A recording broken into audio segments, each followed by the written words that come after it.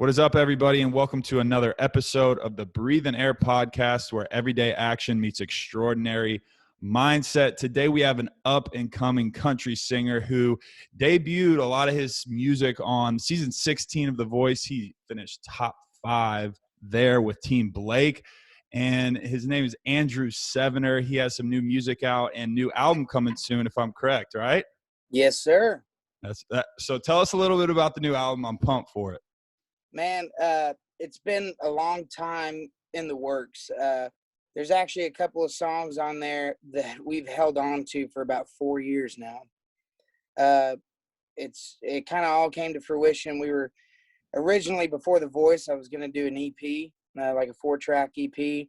Then The Voice came, and I put that on hold, and then started recording more songs I started writing. Then I got with the management company, and then COVID happened. And it was like, well, let's just keep writing and just see what happens. And then it turned into a 16-track album. So I'm really excited about it. We've got I've written a lot of the songs myself, but I do have some really talented songwriters on it. Jerry Glidewell, Chad Rowland, Michael Delaney. I'm really excited about this. It's kind of a variety. Yeah. It's like a mix of Southern rock, country, and then some like really like chill like acoustic music, like James Taylor type stuff. Ooh, I like that. So it's got a lot of stuff that's different on it. Yeah, I love that hybrid sound is kind of where a lot of this, Texas scene is going, and we can kind of talk about that a little, but let's start from the beginning. Kind of what got you into music? I know that there's a music background in your family, so tell us a little bit about that. Well, for one, it's really kind of cool. My dad, he used to tour all over the country. He left home when he was really young, like probably 14, 15 years old, and left home and started playing. Back in the day, they had these things called hotel circuits, where you would get hired on at a hotel to play their lobby for like 4 or 5 hours a day, and you would do it for like a month or two. That's how you would book it, and then you would just move on to the next one. So he did that, and he also got all of his brothers and his sister into it. So like his older brother plays drums, his older sister sings, he plays guitar, bass, piano, he could drum a little bit, he sings. And then his 3 younger brothers, they all learned, 2 of them learned how to play guitar, and one of them is a singer and a drummer. And then my mom came into it. My dad was in his like early 30s, and she was 18, and they met at a bar in the stockyards called Phil Day McNasty's. And it's kind of a wild story, and she was just sitting there playing or something, and then the guitar player was like messing up all of her songs, and Dad went up there and took the guitar from the dude's hands and started playing. Wow. And sang and played her songs, and they kind of were first like just very business, and she went on the road with them for a little while, and then they started their own band, and then they started getting into a relationship, and they quit for a while, and then to have me, and then I started showing interest from like 4th grade, and started learning how to play guitar and piano, and just kind of went through that, learning from my dad and learning from my mom. And then probably, I want to say when I was 13, we started playing in bars together. It was me, my dad, and my mom, and my aunt, my dad's sister.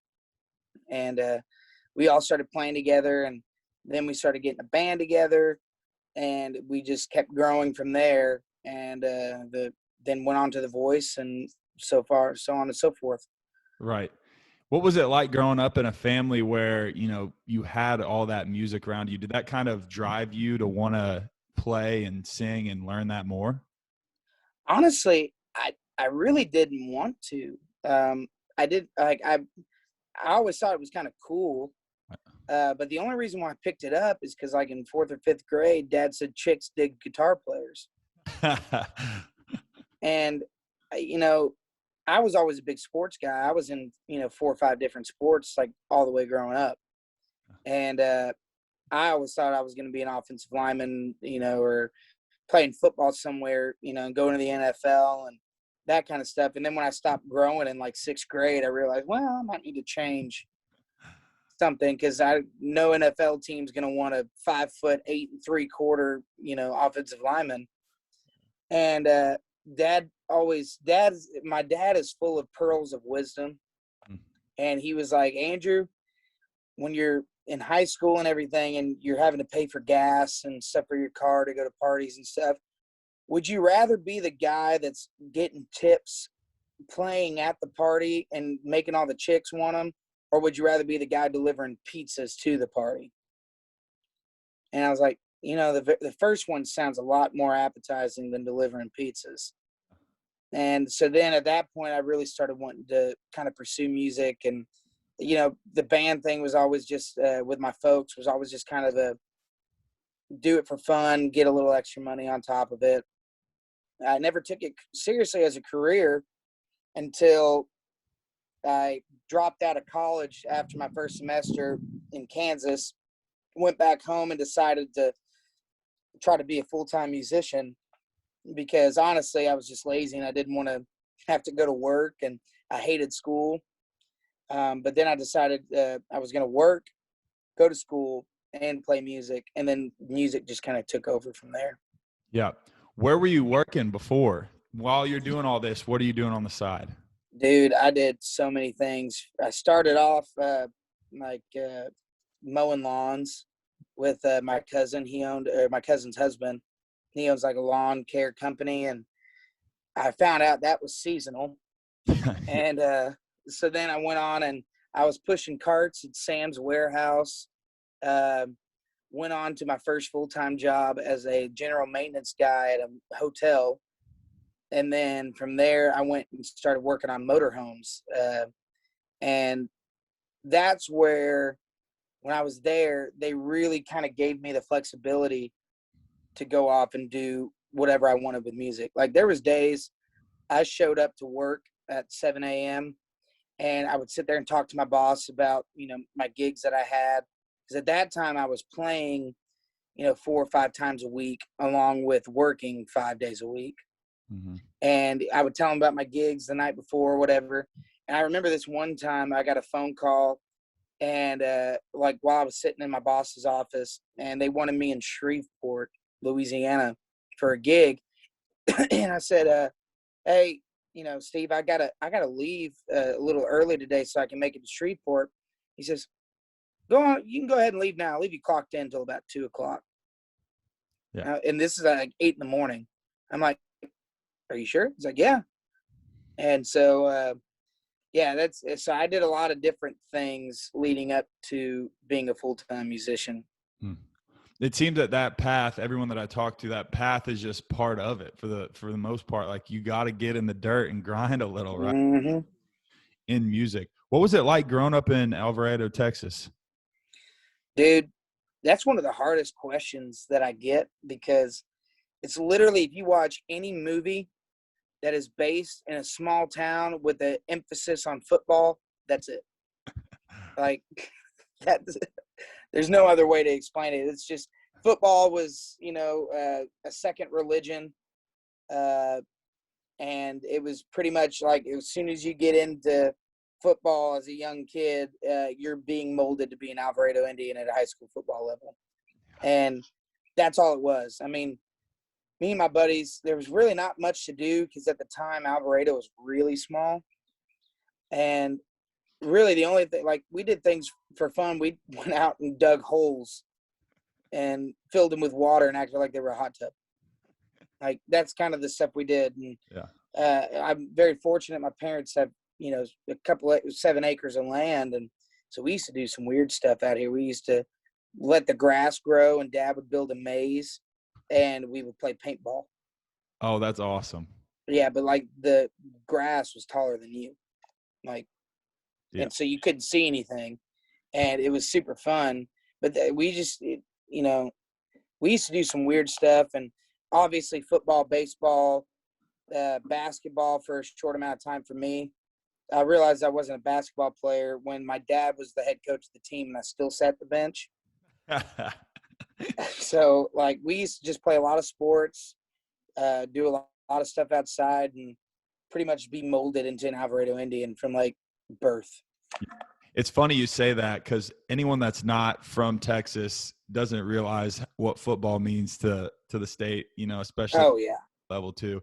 I remember I moved from Lubbock, Texas to St. Louis, Missouri area, Eureka, when I was going into high school I was middle of 8th grade, so going to be a freshman in high school. And I remember my dad told me the story that they were touring the high school and they're showing them around and show them the football field.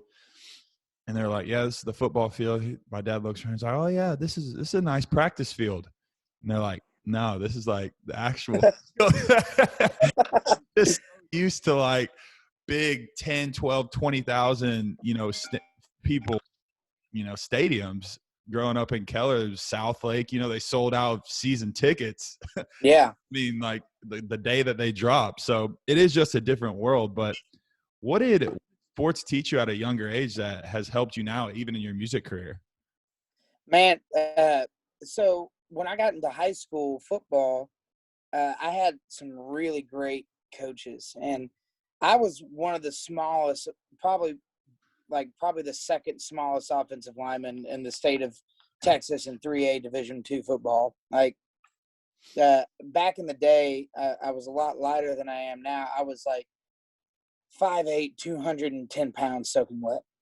And literally they taught me that hard work beats talent when talent doesn't work hard.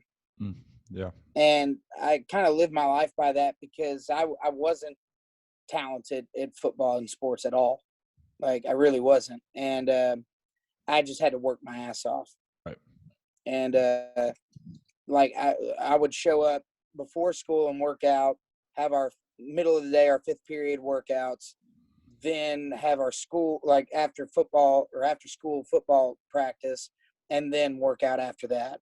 Like, I lived in the weight room, ate right, did everything, joined like powerlifting and track just to get my footwork and my strength up. Like, I lived for football, and I kind of carried that over to my music career, because one thing that the boys taught me too was that there's always someone more talented than you out there, in some way, shape, form, or fashion. Either there's someone who's a better singer, there's someone who's a better guitar player, or someone who writes better or performs better. But if they're not working as hard as you are, you're going to eventually either catch up to them or surpass them. Yeah. And that's one thing that I learned and that I always carry over into every day, is that, pretty much if you're working your butt off, you can't fail. Yeah. And when you do, you take it as a learning experience. Wise words right there, y'all. Tell me a little bit, you mentioned the voice. How did this come to be? And, how did that even happen in the first place?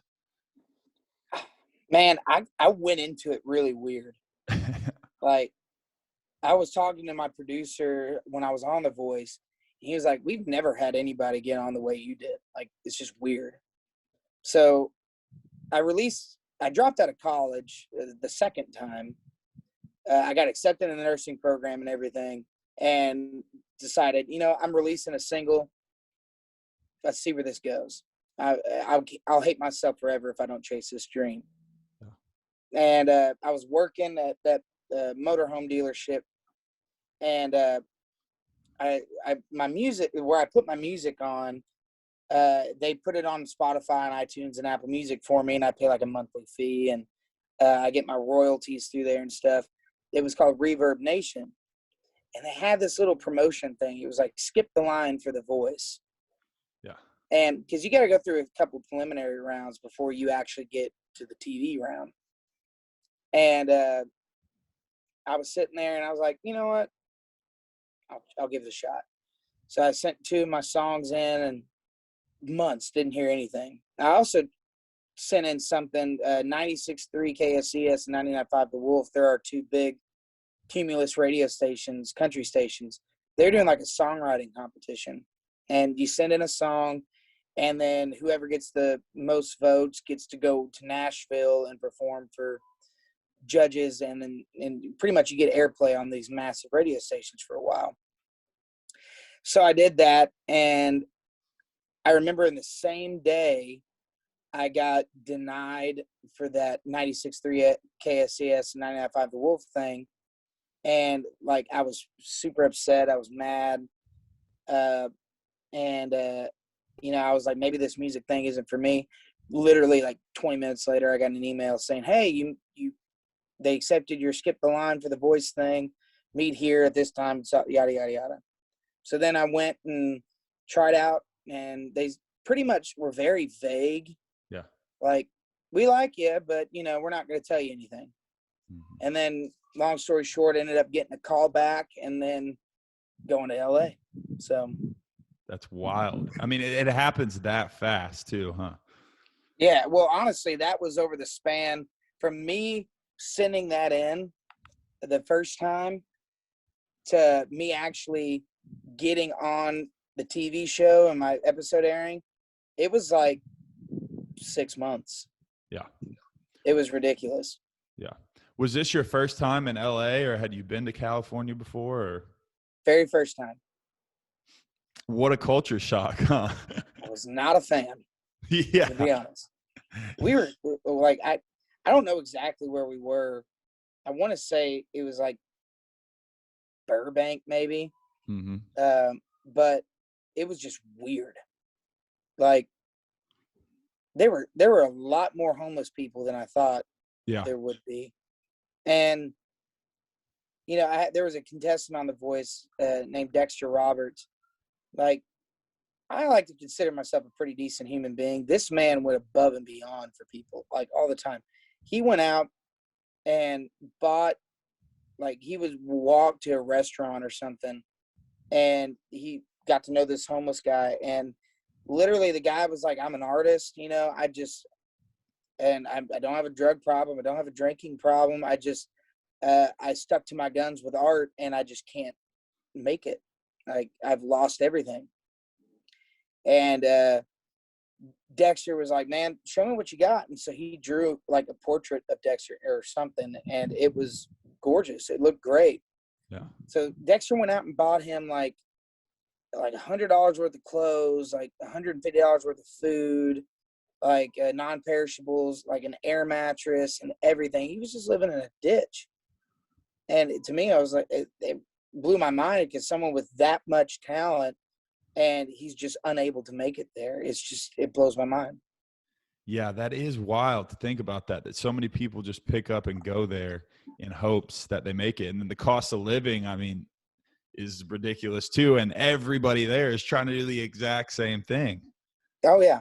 Oh, it is wild. So how long were you up there? And like, kind of what was when you first went in, what was it like, doing a contestant form? Man, so I was there for a grand total.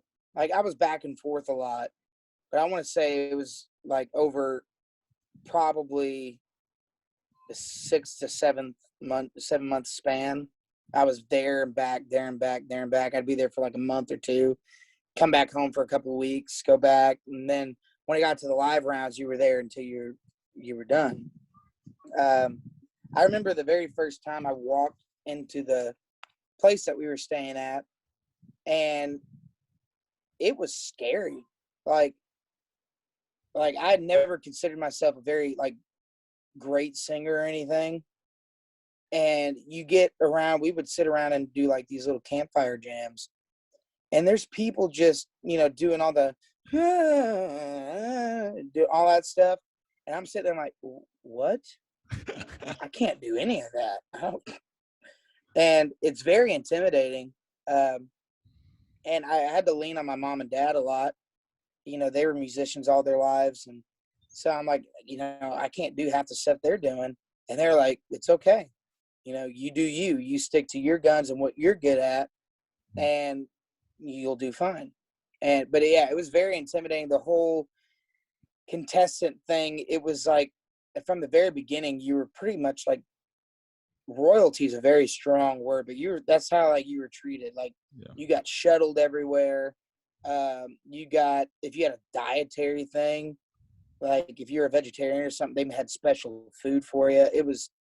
it was crazy. And I'd never experienced anything like that. The closest thing I got was we got a parade coming out of Alvarado the first time we went to state in my sophomore year. Like, that was the closest thing I ever got to that. But it was fun. Like, it was honestly really nice. Yeah, no, I bet. What was it like when Blake turns his chair around and you have, a classic country artist saying that he wants you on his team? I'm gonna be honest. I didn't even realize that he turned his chair around. Yeah. It's like, you have no idea how loud it is on stage. I mean, you might be a musician, but it's 10 times louder on that stage. Right. They've got like the floor, the entire stage is like lined with speakers for monitors. So like everywhere you go, you can hear yourself. And so I didn't notice anything. I'm pretty sure when he turned, I was in the middle of a guitar solo. I didn't hear it. I didn't see it. And then next thing you know, like, I hear the crowd just going wild. I'm like looking up at the crowd, and I look over, and there's Blake like air guitaring it like that. And I was like, oh shit, hell yeah. And it was like, I'm gonna be honest, I blacked out for most of it. Yeah. I don't have any like serious recollections of how I was feeling in that moment. I just know, like, as I'm on my way back to the hotel and to pack up my stuff to go back home for a little while with my family, they're all freaking out, like shoving me around and stuff. And I'm like, what? And they're like, can you believe Blake picked you? I was like, you did? Like, I like, you can ask my mom, my dad, my fiance, like, it's just, I didn't realize what had gone on. But once I figured it out, I was over the moon excited. It's kind of like verification that all your hard work that you put in, and the talent that you have is recognized by somebody who knows the business and who has done this for a while. Yeah, absolutely. So you said you've played sports, obviously, you've been on stage, on big stages, and this is something I like to talk about a lot because I think it relates to business, to any time when you're like tapping into a flow state where, like you said, you basically blacked out, time doesn't exist, nothing exists. You're just in this tunnel vision of like flow. And I'm sure this happens for you on stage sometimes, but is that something that every time you play a set, you kind of get into that flow state and things just kind of simmer away? Or to a degree, yeah. if the show is going really good, then yes. Yeah. Like, with the problem with live music is that there are screw ups. Mm-hmm. Some most of the time, people listening in the crowd don't realize there's a screw up. But once you practice so much, like for me, I'm kind of somewhat of a perfectionist. Yeah.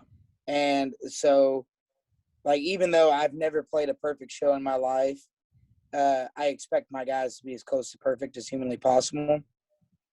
So if my drummer Riley, if he messes up something, I like, even if I'm in that flow, it's like, what'd you do? Like, I hear it, and I get a little upset about it, but then I realize, hey, no one else figured that out. Right. So, but yeah, like on stage, sometimes that happens, especially when it's really good, everything's flowing perfect. Like, I played a show fresh off The Voice, probably about a month later after we got done with The Voice, and me and the guy who got second on my season, Guy, we played a sold out show for 4,000 people in Louisiana somewhere. And literally, we had a 45-minute set to open up for him. And I still to this day cannot remember. I can remember stepping on stage and telling my guys not to be nervous, and then walking to my merch booth afterwards. Yeah. And it's just, you get into like the zone where, nothing can phase you. You're just doing everything right. And it feels good, but you also miss out on some of those really cool moments. Right. It's interesting you say that, because we talked a little bit before about, there's some guys in the industry in the Texas music scene that I've gotten to thankfully, see it in a different light from the stage, from the back, Mm-hmm. from the front. And there is times where I would see that artist, get frustrated or upset and turn around, to his band and kind of speak to the mic in between, riffs or whatever, and kind of be like, hey, like, get this together, like get that together. Of course, from the fans' perspective, they may not know, but it is interesting how that ear, after so much repetition, can be heard, even the smallest little nuances when you're in a set. It really is interesting to me. But what was it like, playing with Travis Tritt, one of your childhood, heroes? Oh, dude, that, like, Blake is a cool guy. Don't get me wrong, but Travis is 10 times cooler. Like, told you my dog would go crazy here in about 30 minutes. But he's such a nice guy, for one. But on top of that, he's super talented and he knows what he needs. Mm-hmm. Like, he was doing like his ear monitors, and he was telling them like certain dBs that need to be brought down and brought up and everything. And I'm sitting there, I'm like, dude, you're speaking a different language to me. But he's done it so long and everything that he's just – the coolest thing about Travis is that when I first met him, I had this whole speech planned in my head. And literally it just went to – he took all the words out of my mouth. Yeah. He came up to me, shook my hand, and was like, man, it is such an honor to be able to play with you on stage. Thank you, for having me out. And I'm so glad that I could play a part in molding, your sound and what you wanted to do. And I'm sitting there, I'm just like baffled, like, oh my God, this is Travis Tritt. Yeah. He's super nice. By the way, you're about to see my fiance, Mallory. What's up, about Mallory? 5 seconds. Hi, Mallory. Hi. How's it going? I like to be awkward with her when she when she comes home. I was gonna say interrupts me, but she no fault of her own. No, yeah, absolutely. Well, and tell me what the biggest lesson was that you learned from that whole experience, that dreamlike experience. Man, the biggest lesson I learned was from Blake, and it was pretty much be yourself. Mm-hmm. And I know that's super cliche sounding, Right? but it was the best advice I have ever gotten, because he was like, be yourself, because if you try to put on this fake persona, it's going to be seen through by somebody. And stay true to who you are as a musician and in your personal life. Like, my thing is, like, he was telling me, because I remember there was this one song that I had to do. I believe it was in the battle rounds. I was singing Tequila by Dan and Shay. Yeah. I do not sing that kind of music. I just don't. Like, you pay me, you tip me enough, yeah, I will. But at the same time, I wouldn't choose to sing that song. Right. Not dissing Dan and Shay or that song or anything. It's not my forte. Right. And he was just like, man, you have to learn to make certain songs your own. Like, if you get bigger in the business, you're going to be pitched someone's original song at some point, and it may not be you in the demo, but if you stick true to who you are and what you want to do with your sound and who you are as a musician and as a person, eventually you'll hear that song and you'll be like, I know how I can make this me. Yeah. And not only that, but like, don't let outside forces control who you are. Like he says, there's going to be times where you have a management company or a publishing company or something that tells you need to be this. Mm-hmm. And you don't have to be. He says, like, if you stick to who you are and you work your butt off and you have a little bit of talent, you'll be able to make it far. But if you start changing who you are, it's going to start creating problems down the road. And that's one of the best lessons that I learned from that. And your persona that you put off is a big deal too. It was like the best and worst compliment that I've ever got was one of my producers came up to me and says, "You're not the best singer that we have on this show. I promise you that. But your on stage personality, your on camera personality are fantastic." And I was like, "Thanks." Back Like, compliment, but I'll take it. yeah. Yeah. And so that's the other thing I learned is that if you're being yourself and you're just having fun with the situations that you're given, you know, and you let your natural persona come through. I'm kind of an extrovert. You know, I'm just happy a lot of the times. And I like to make people happy. I like to make people laugh and smile and feel things.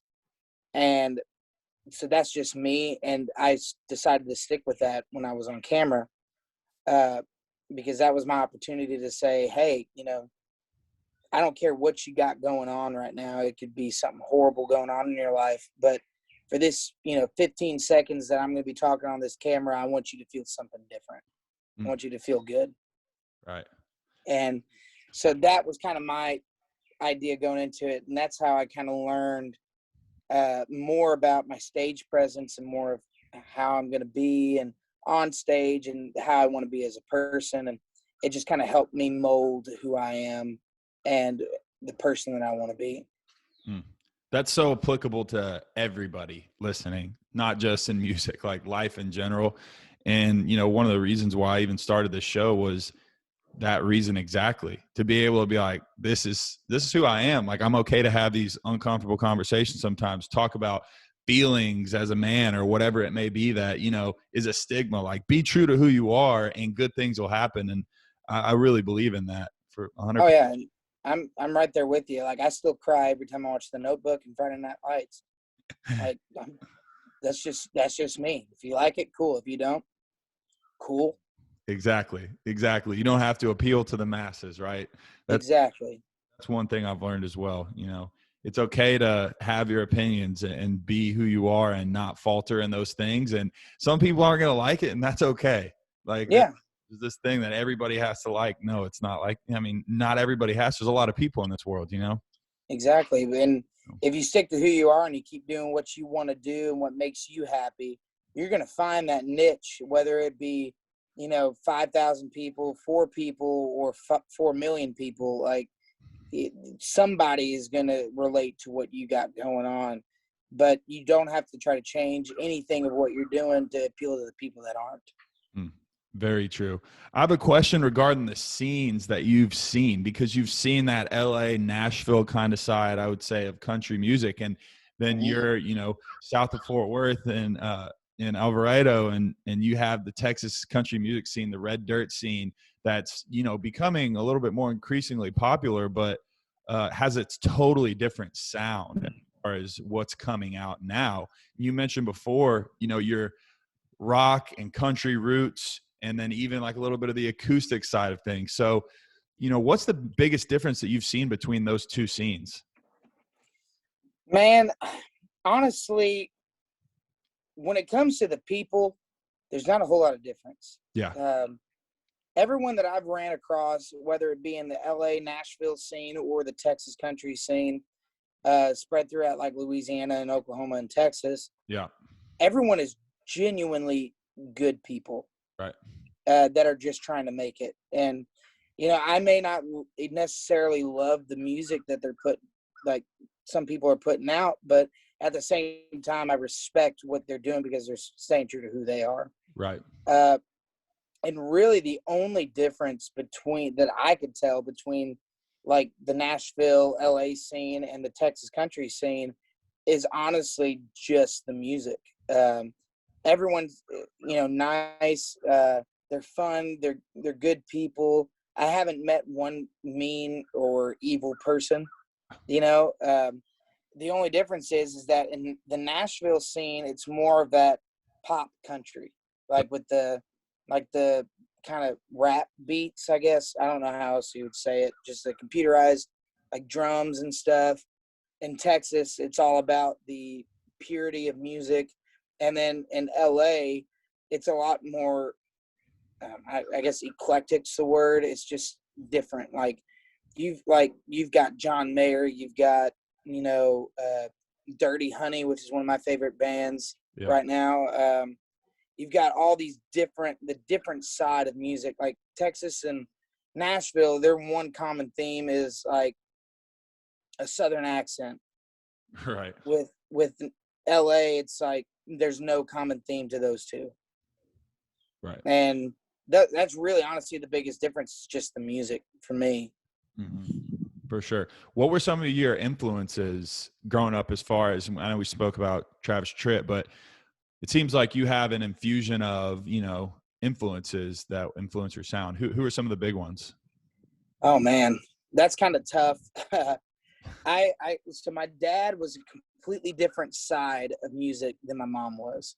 Mm-hmm. So like if I was in my mom's car, I was listening to Clint Black, Travis Tritt, Tanya Tucker, the Judds, gospel music, all that stuff.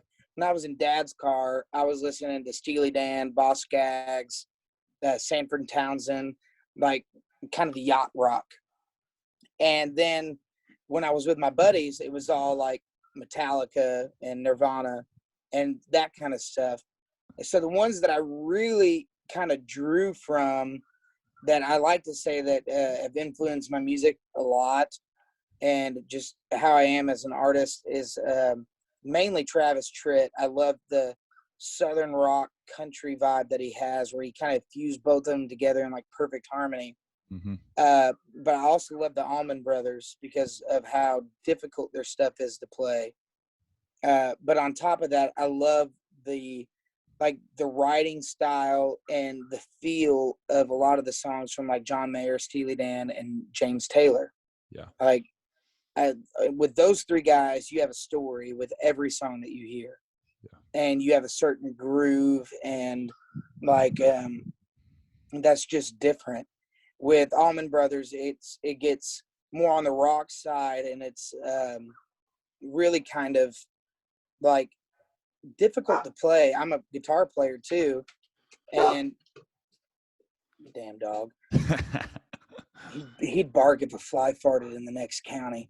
But like with the Allman Brothers, being a guitar player and everything as well as a singer. I love how they fuse the the lead guitars together, and they do the harmony guitar lines and these really like weird beats. And then on top of that, I love how not simplistic Travis Tritt is, but just the way he sang, the way his voice is.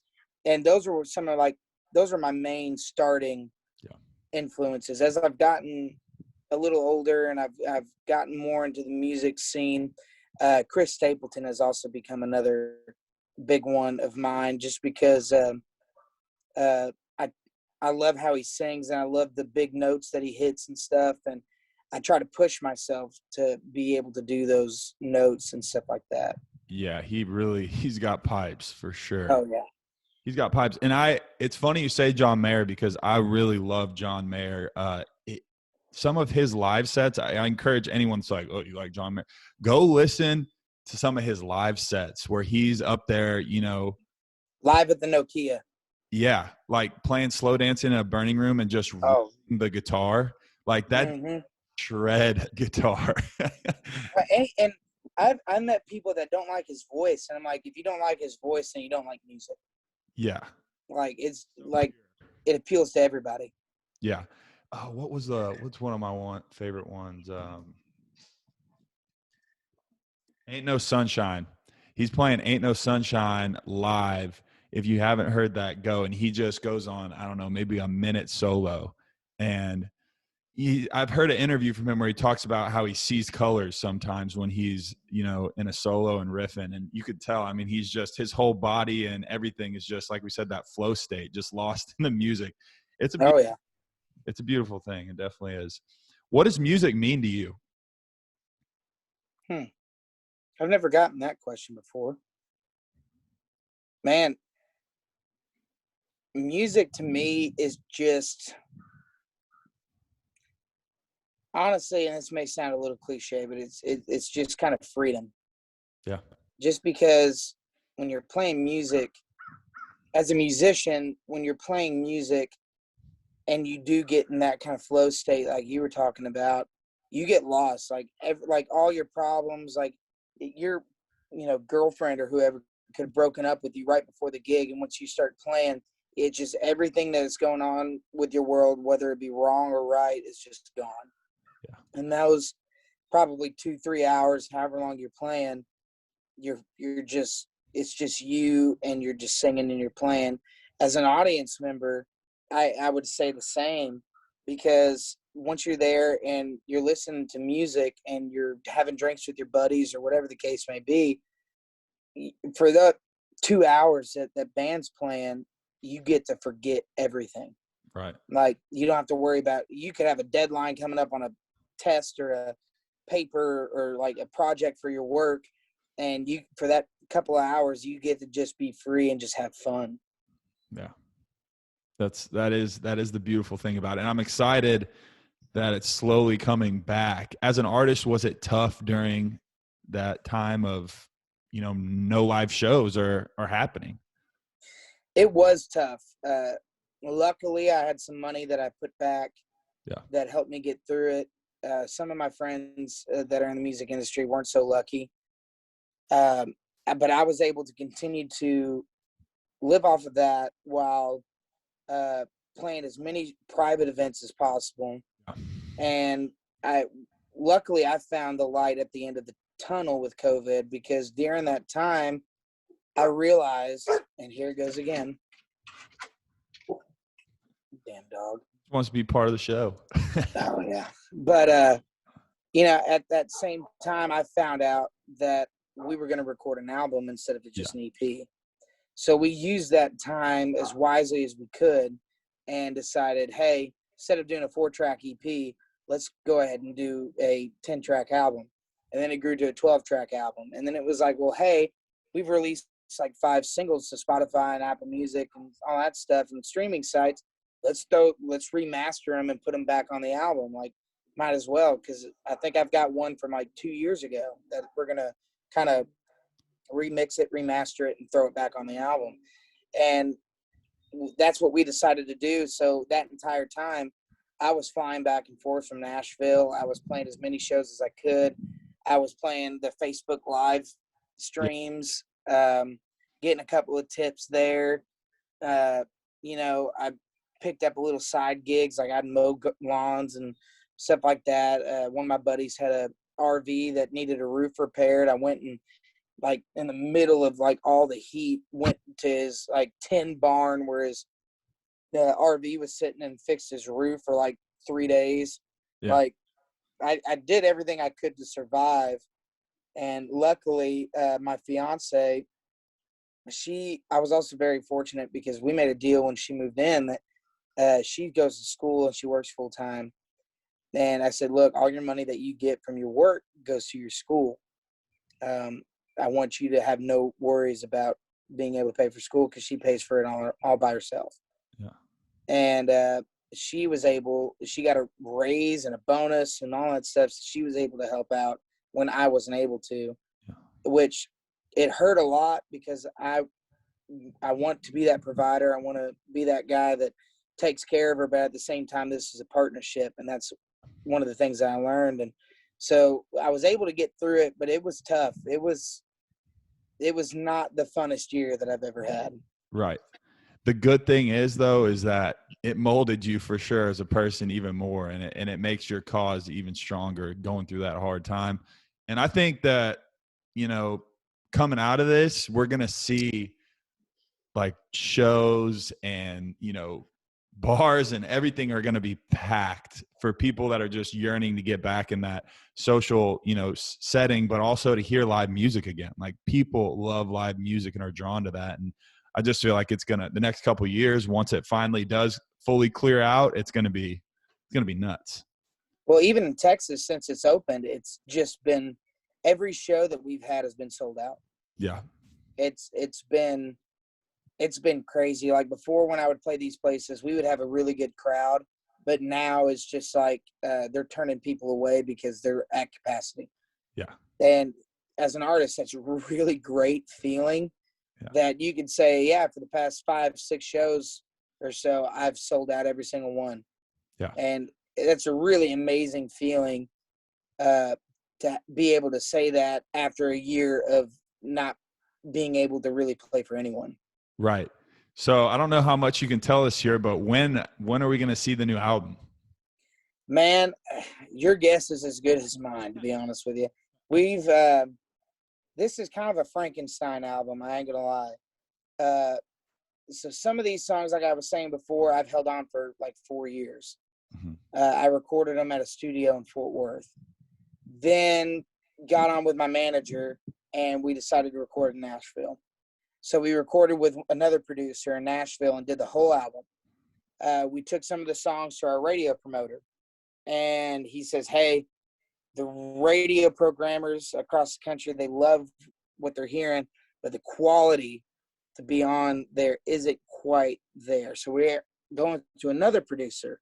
So we've gone through some of these 2 and some of these 3 producers for this album to get it perfect. I'm hopeful that we'll have our first national radio single in June, and then have our complete album out by August, September. Beautiful. Beautiful. I'm definitely looking forward to that. What's next for you once this album drops, and kind of where do you see your music going and your career path? Like what's some of your goals going forward? Well, my goals, the thing with music is it's fickle. Like, you never know what's going to happen. It could be like this radio single that we're trying to put out. It could hit big and just catapult our career. It could do nothing and do absolutely nothing for us. And that could be either the production. It could be that people don't like what I have to say in my lyrics. It could be that people don't like how I'm singing it. You know, whatever the case may be, you never know what's going to happen.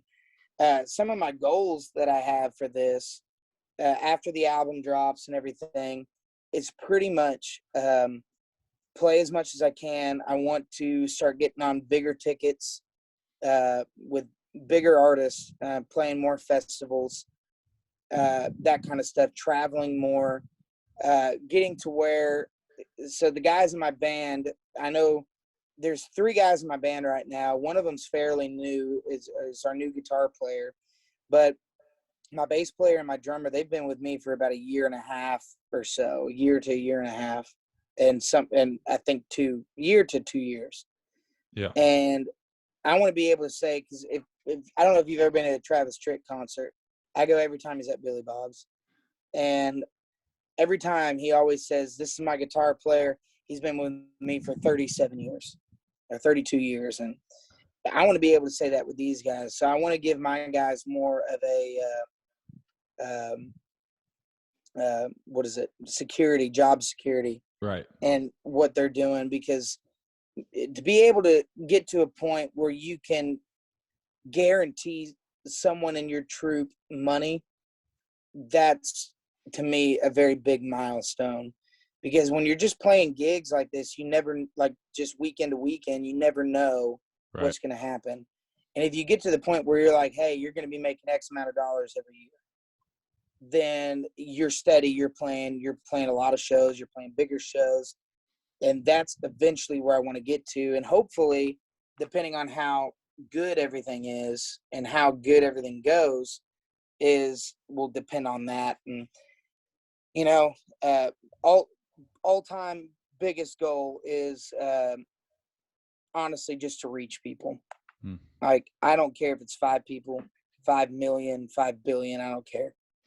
I just want to be able to, my biggest goal in music right now is to play for any crowd of any size and stop singing one of my songs that I've written lyrics to and have them sing it back with me not even having to help. That's my biggest number one goal. And if I can make it to a point where that happens, I'd be happy. Yeah. Well, listening to you, I can tell you that I definitely believe that that's going to happen for you. you have the talent and the sound, and you also have, the mindset and the determination that it takes to be great. So, I'll be here watching. I'll be here watching because it's going to happen. I appreciate that, man. Yeah. So where can everybody find your music and know about shows that are maybe coming to a town near them? So on social media, whether it's Twitter, Instagram, Facebook, TikTok, it's all the same. It's at Andrew, the number 7 ER music. Give me a follow. We post all of our shows on Instagram and Facebook. Twitter is kind of like my, I don't understand Twitter, but that's my, like, where I say just really dumb stuff and talk about TV shows that I watch. And then on TikTok, you never know what you're going to get. We nicknamed that the shit show because it's videos from us on the road, doing dumb stuff like locking one of my old guitar player in a trailer, and just me playing music to whatever we decide to put on there. So you can find me anywhere on social media at Andrew, the number 7 ER music. And then if you just want to look up Andrew, SEVENER, on Spotify, Apple Music, Google Play, all that stuff, we're all around. Beautiful. I got one more question for you. So all y'all go check out Andrew's music. If you haven't heard him before, he's extremely talented and great music coming. So y'all will definitely like his sound. My last question for you is, what is your definition of success? My definition of success is happiness. To me, I would love to make buttloads of money. I would love to, do all that great stuff that I was just talking about. But ultimately, it's if you're happy. If you're happy, staying at home and being able to love on your woman or your man whenever you want, and, raise your kids right and stuff like that, then you've had success. If you want to make buttloads of money and that makes you happy, then that's your success. I think success is different for everybody. But for me, happiness is the number one success for me, is just being happy with what you do and how you do it. Beautiful. Very well said. Very well said. Well, Andrew, thank you so much for your time, man. It's been absolute pleasure talking to you and get to know you a little better. And like I said, y'all go check out Andrew and his music, and big things coming in the future for Andrew. I can tell you that right now. So I'm calling it here. All right, we get back. What is it? Wednesday, March 31st. So in a couple of years from now, when he's playing sold out shows and the crowd is singing the music back, you heard it here first. Well, I appreciate it, man. Likewise. Thanks for having me on, man. All right, y'all. Well, thank you for tuning in to another episode of the Breathe and Air podcast, where everyday action meets extraordinary mindset. If y'all enjoyed today's episode, go ahead and hit that purple subscribe button. Leave a comment. Reach out to me or Andrew. Go check out his music. We'd love to hear your feedback. And thank y'all so much. Have a great rest of your week. Thank you, guys.